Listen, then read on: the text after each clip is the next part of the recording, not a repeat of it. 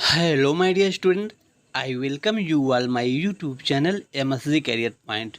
My dear student, now I am going to explain you class 11th English snapshot, and this is chapter number 3rd and chapter name is Ranga's marriage. My dear student, आज हम 11th class के snapshot chapter 3rd पढ़ने चल रहे हैं और इस chapter में जितने भी क्वेश्चंस हैं उनका आंसर आज हम इस वीडियो में करने वाले हैं, तो बने रहिएगा मेरे साथ। और हाँ, इसके पहले हमने चैप्टर 1st 2nd का आंसर करा दिया है। आप प्लेलिस्ट में जाके सारे वीडियो को देख करके अपने नोट्स तैयार कीजिए। ठीक, तो चलिए रंगाज मैरिज के बारे में डिस्कस करते हैं, फिर सारे क्वेश्चंस का आंसर आपको कराएंगे। तो फर्स्ट ऑफ ऑल आपको chapter name plus chapter names writer जानना बहुत ज़रूरी है, यह याद रखना है। मस्ती वेंकटेश अयंगर, क्या चैप्टर राइटर नेम कौन है? मस्ती वेंकटेश अयंगर ना, अयंगर। तो चलिए जानते रहिएगा, राइटर नेम याद रखना अति आवश्यक होता है एग्जाम पॉइंट ऑफ व्यू से भी। और चैप्टर किस बारे में है? देखिए, चैप्टर है एक रंगा नामक व्यक्ति के बारे में। फर्स्ट ऑफ ऑल वो बाहर जाता है, अपना गांव छोड़ करके पढ़ाई करता है, बेसिकली इंग्लिश सीख कर आता है। और जब आने वाला होता है तो गांव वालों में बड़ा एक्साइटमेंट था कि अंग्रेज़ी पढ़ के आया है, कि कैसा होगा, किस तरीके से उसमें बदलाव आ चुका होगा ना। तो गांव वाले बड़े एक्साइटेड थे। उसके बाद शादी के बारे में उसका ख्यालात बिल्कुल बदल जाता है। अब देखिए, रंगा द अकाउंटेंट सन, कौन था रंगा? अकाउंटेंट्स का बेटा था।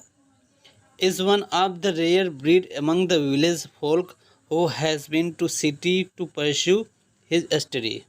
ठीक, गांव की एक बहुत ही रेयर परिवार का बच्चा है जो कि शहर गया है। किस लिए? स्टडी के लिए शहर गया है। When he return to his village from city, जब वो शहर से गांव लौटता है, बेंगलोर शहर से जब गांव लौटता है, the crowd mill around his house to see whether he had change और नॉट। जब लौटने वाला होता है, जिस दिन वो लौट रहा था अपने गांव, तो गांव वाले की भीड़ उसके घर के सामने इकट्ठा हो चुकी थी कि रंगा अंग्रेजी सीख के आ रहा है। उसके अंदर देखते हैं क्या बदलाव है, कैसा दिखता होगा अब। ये सारी बातें थी। His ideas about marriage are now quite different और दे। तो अब बदलाव तो ज़्यादा नहीं हुआ था, लेकिन शादी के बारे में उसका विचार जो बदल चुका था बिल्कुल। सो देखिए, इस चैप्टर को हम लाइन बाय लाइन नहीं पढ़ेंगे, आंसर करेंगे। इस चैप्टर से जितने भी क्वेश्चंस हैं उसका आंसर करेंगे। तो आपने अगर पढ़ लिया है चैप्टर क्लास में तो बड़ी अच्छी बात है, वरना आप पढ़ लेंगे और प्रॉब्लम जहाँ होती है आपको क्वेश्चंस के आंसर राइट करने में ना, तो हमने समरी बताया आपको हल्का सा, ताकि आपको स्टोरी याद हो जाए। फुल स्टोरी आप पढ़ना चाहते हैं तो किसी वीडियो को देख कर के लाइन बाय लाइन पढ़ सकते हैं, फिर आंसर आपको बहुत अच्छे से समझ में आ जाएगा। ठीक, क्योंकि आपको आंसर बहुत कम मिलेगा, बहुत कम वीडियोस मिलेंगे आपको जिसमें आंसर लोग कराते हैं। तो मैं आपको हर क्वेश्चन का आंसर इस वीडियो में करा रहा हूँ। चलिए आगे बढ़ते हैं। अब देखिए इसमें कितने नंबर ऑफ क्वेश्चंस हैं। देखिए, ज़्यादा क्वेश्चन नहीं है इस चैप्टर में, 1 2 3 4 क्वेश्चंस हैं। चलिए 4 क्वेश्चन हैं, इनका आंसर अब हम फटाफट कर लेते हैं। सो माय डियर स्टूडेंट, अब हम आ चुके हैं आंसर वाली स्लाइड पे। Chapter 3 Ranga's marriage reading with insight. ठीक, पहला क्वेश्चन है हमारा, comment on the influence of English. आप अपने बुक से मैच करेंगे, सेम टू सेम वही क्वेश्चन मिलेगा, तो इसमें कोई प्रॉब्लम नहीं है किसी को। Comment on the influence of English, इस रंगा पर जो प्रभाव पड़ा अंग्रेजी का, उस पर कमेंट करना है, टिप्पणी करनी है। Language and way of life, भाषा में अथवा जीवन जीने की तरीके में क्या बदलाव आया, इस पर कमेंट करना है। On Indian life as we reflect in the story, जैसा कि इंडियन लाइफ में होता है, हम इंडियन हिंदी भाषी होते हैं, तो हम इंडियन कैसे होते हैं? जो एक अंग्रेजी सीख कर आने वाला अंग्रेज बोलने वाला कैसा होता है ना। तो what is the narrator's attitude to English, तो नरेटर का इंग्लिश के प्रति क्या एटीट्यूड है। तो इसको आंसर में आप राइट करेंगे कैसे, देखिए हमने राइट कर दिया है, आपको केवल नोट कर लेना है, ध्यानपूर्वक पढ़ लेना है। द स्टोरी शो, एक मिनट दोस्तों, देखिए the story shows how the villagers are really excited to meet Ranga. Story में दिखाता है किस तरीके से रंगा से मिलने के लिए गांव वाले एक्साइटेड थे। एंड हु इज रिटर्न, क्योंकि वो is return from Bangalore after studying English, क्योंकि वो बेंगलोर से इंग्लिश सीखकर आ रहा था। ठीक, इंग्लिश अंग्रेजी भाषा सीख कर आ रहा था, तो गांव वाले मिलने के लिए बड़े ही एक्साइटेड थे। They thinks that after studying English Ranga might have undergone some physical change. गाँव वाले ऐसा सोचते थे कि अंग्रेजी सीख के आ रहा है तो उसके शारीरिक हाव भाव में कुछ चेंज हो गया होगा। एज वेल ना, there gathers in large number of in front of house, but as soon as they see he same old person.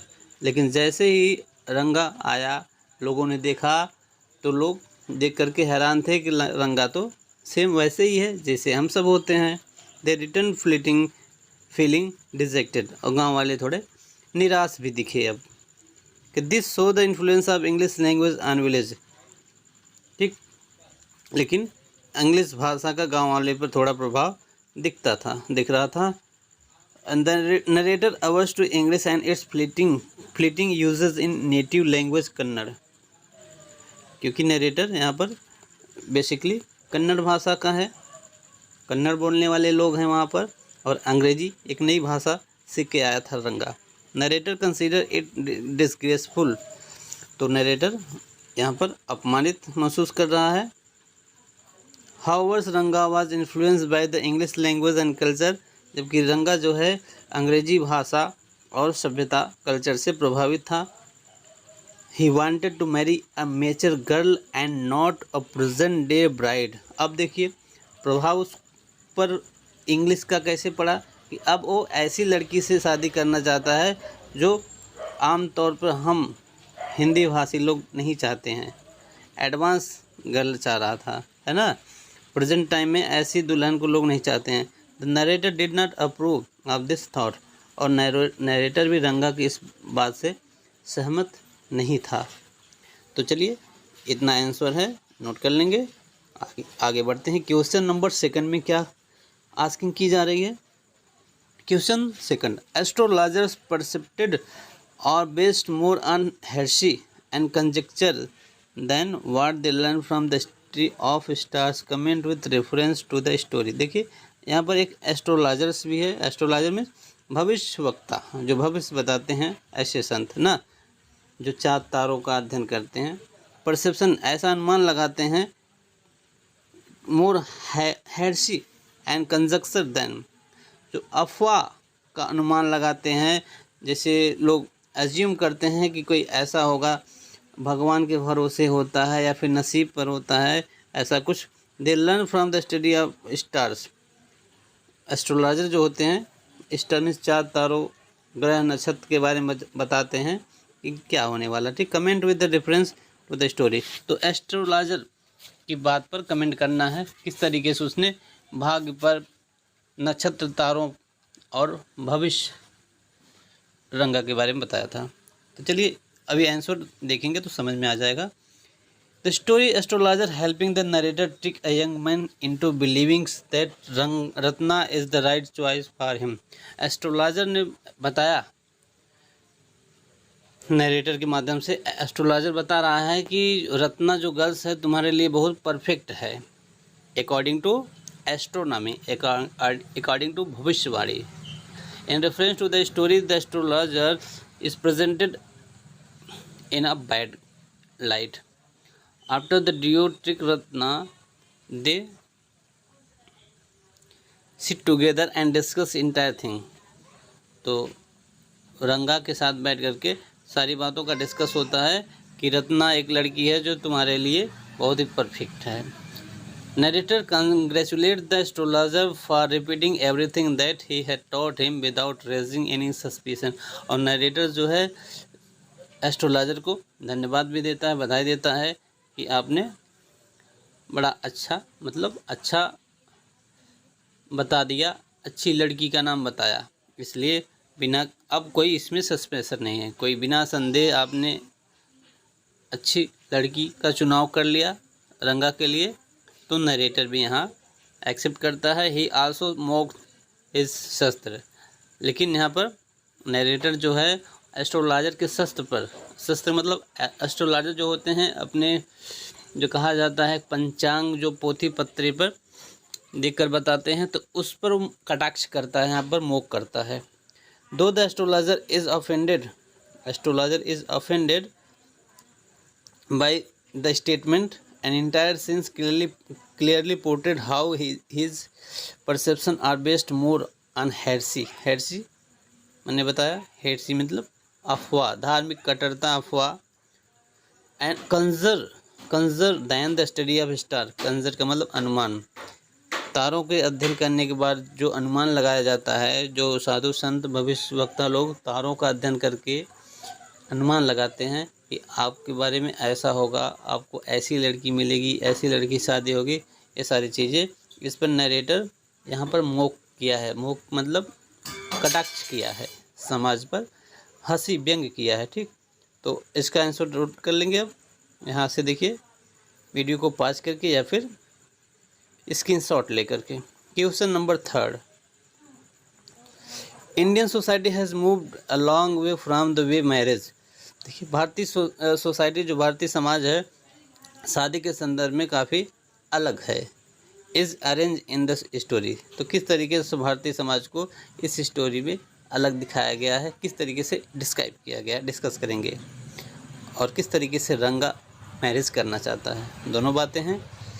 Decade एगो marriage were arrange by the family members but this has changed drastically with time. Decade एगो means 10 वर्ष पहले, एक दशक पहले की बात होती थी कि शादियां जो है परिवार के सदस्य लोग सेटल करते थे बिना किसी इशू, बिना किसी प्रॉब्लम की, है ना। लेकिन समय के साथ साथ इस चीज़ें बदल चुकी हैं। And now everyone want a partner who is equal to them in all capacity. लेकिन अब लोग ऐसा पार्टनर चाहते हैं जो उनके बराबर की हो, सेम कैपेसिटी, एक समान क्षमता की हो। Men want to marry a mature working womens. अब व्यक्ति लोग क्या करते हैं कि काम करने वाले वीमेन को पसंद करते हैं ताकि वो भी काम करे, सेल्फ सफिशिएंट हो, वह भी कमाए, कहने का मतलब वह भी अपने जैसा ही कमाता रहे। Womens in the past were treated mere object on display who would be selected only based on their looks and ability to cook. और पहले क्या था, पहले महिलाएं, लड़कियां इस पर सेलेक्ट की जाती थी उनकी क्वालिटी पे, खाना बनाने की, भोजन बनाने की कला पर, कि भोजन बना लेती है कि नहीं, दिखती है ठीक ठाक है तो मान लेते थे। लेकिन अब ऐसा नहीं, अब काम भी करना चाहिए उसको, खाना भी बनाना चाहिए और कमाना भी चाहिए। His change a large extent. इस तरीके से अब समाज का जो नज़रिया है पहले जैसा अब नहीं रहा, यह कहता है नरेटर हमारा। चलिए क्वेश्चन नंबर 4 में क्या है, what kind of a person do you thinks the narrator is. Narrator किस प्रकार का व्यक्ति है आपके हिसाब से। देखिए narrator is elderly person who has a generous and loving personality. Elderly एक बड़ा व्यक्ति है, बड़ा कहने का मतलब उम्र दराज व्यक्ति है कहानी के हिसाब से, और काफ़ी जेनरस, उदार है और लविंग पर्सनालिटी वाला है, बहुत ही अच्छे व्यक्तित्व वाला है। He is shocked by Ranga decision to remain a bachelor if doesn't find a girls. और नरेटर यहाँ शॉक्ड होता है रंगा के इस व्यवहार पर, इस डिसीजन पर कि अगर उसके लायक कोई लड़की नहीं मिली तो शादी नहीं करेगा। He thinks is good enough for him. और रंगा सोचता है कि यही उसके लिए अच्छा होगा कि मेरे जैसी, मतलब मेरे लायक अगर जैसा मैं सोचता हूँ वैसी कोई लड़की नहीं मिली तो मैं शादी नहीं करूँगा, यही मैं फैसला लेता हूँ। Narrator therefore decide to find a girls for Ranga, it's show his concern for him. अब नरेटर रंगा के लिए किसी लड़की की तलाश करता है, डिसाइड करता है, and he is a good जज to human characters and love fun and humour. यहाँ पर एक बड़ा ही अच्छा फन एंड ह्यूमर चैप्टर में आता है जो रीडर को पढ़ने में बड़ा आनंद देता है। ठीक, ही also the gentleman who always want goods for other. और देखिए, he is also a gentleman who always want good for other. और नरेटर भी एक अच्छा व्यक्ति है जो किसी दूसरे के लिए अच्छा ही चाहता है। इन the story it can be seen that the narrator doesn't approve of English custom of love marriage. लेकिन इस स्टोरी में साफ दिखाया गया है कि नरेटर कभी नहीं चाहता है कि इंग्लिश मैरिज या फिर लव मैरिज हो ना, लव मैरिज के पक्ष में नहीं है। तो इस तरीके से चैप्टर की स्टोरी चलती है। आंसर के माध्यम से शायद आपको स्टोरी कुछ न कुछ ज़रूर पता चल गई होगी। तो चलिए मिलते हैं अगले चैप्टर में, तब तक बाय बाय, टेक केयर।